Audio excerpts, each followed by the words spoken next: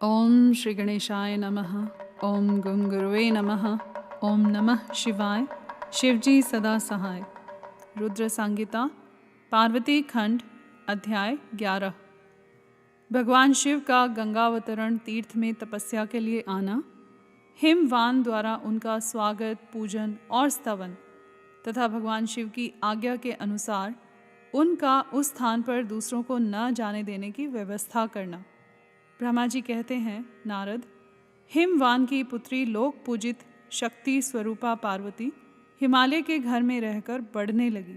जब उनकी अवस्था 8 वर्ष की हो गई, तब सती के विरह से कातर हुए शंभु को उनके जन्म का समाचार मिला। नारद उस अद्भुत बालिका पार्वती को हृदय में रख कर वे मन ही मन बड़े आनंद का अनुभव करने लगे।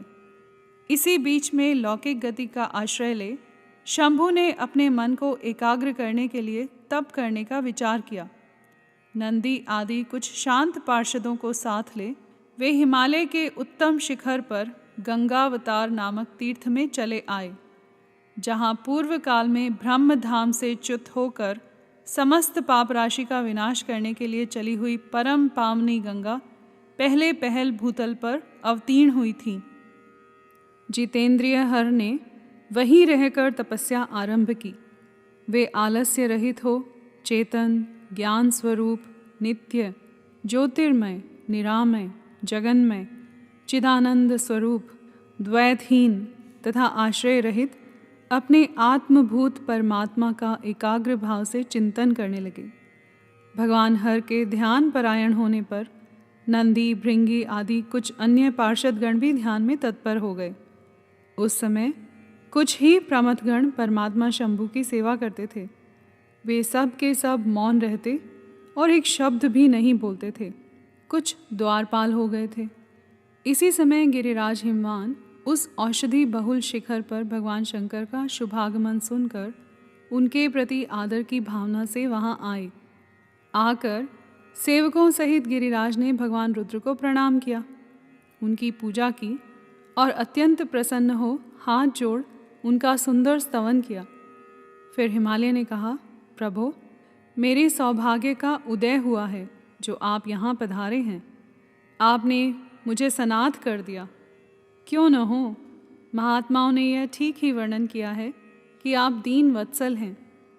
आज मेरा जन्म सफल हो गया, आज मेरा जीवन सफल हुआ और आज मेरा सब कुछ सफल हो गया, क्योंकि आपने यहाँ पदार्पण करने का कष्ट उठाया है।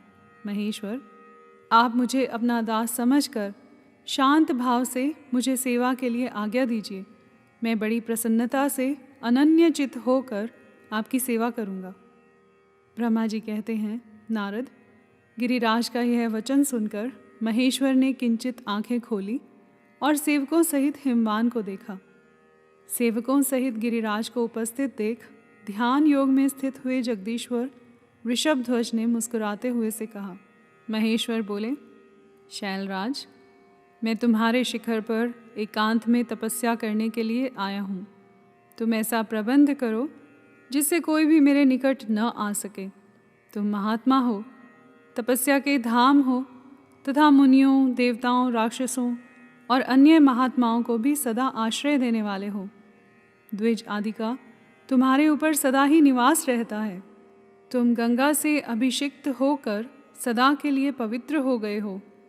दूसरों का उपकार करने वाले तथा संपूर्ण पर्वतों के सामर्थ्यशाली राजा हो। गिरिराज, मैं यहाँ गंगावतरण स्थल में तुम्हारे आश्रित होकर आत्म संयम पूर्वक बड़ी प्रसन्नता के साथ तपस्या करूँगा। शैलराज, गिरिश्रेष्ठ, जिस साधन से यहाँ मेरी तपस्या बिना किसी विघ्न बाधा के चालू रह सके, उसे इस समय प्रयत्नपूर्वक करो।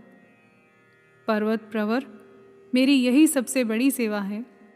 तुम अपने घर जाओ और मैंने जो कुछ कहा है उसका उत्तम प्रीति से यत्नपूर्वक प्रबंध करो।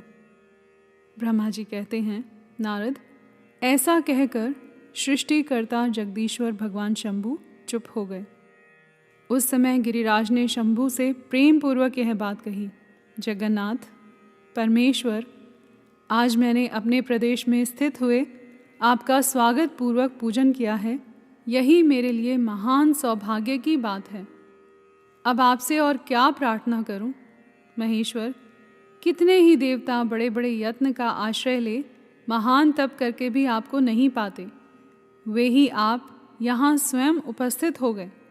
मुझसे बढ़कर श्रेष्ठ सौभाग्यशाली और पुण्यात्मा दूसरा कोई नहीं है, क्योंकि आप मेरे पृष्ठभाग पर तपस्या के लिए उपस्थित हुए हैं।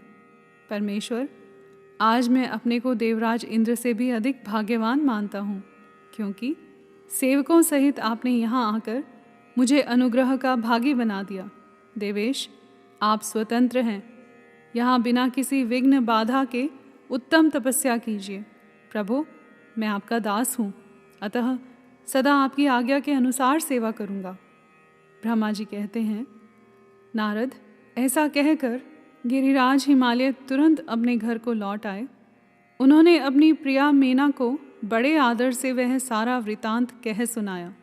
तत्पश्चात शैलराज ने साथ जाने वाले परिजनों तथा समस्त सेवक गणों को बुलाकर उन्हें ठीक ठीक समझाया। हिमालय बोले, आज से कोई भी गंगावतरण नामक स्थान में, जो मेरे पृष्ठ भाग में ही है, मेरी आज्ञा मानकर न जाए। यह मैं सच्ची बात कहता हूँ। यदि कोई वहाँ जाएगा तो उस महादुष्ट को मैं विशेष दंड दूंगा। मुने, इस प्रकार अपने समस्त गणों को शीघ्र ही नियंत्रित करके हिमवान ने विघ्न निवारण के लिए जो सुंदर प्रयत्न किया, वह तुम्हें मैं बताता हूँ, सुनो। यहाँ पर अध्याय 11 समाप्त हुआ। कर्पूर गौरम करुणावतारम संसार सारम भुजगेंद्रहारम सदा वसंतम हृदयारविंदे भवम भवानी सहितं नमामि।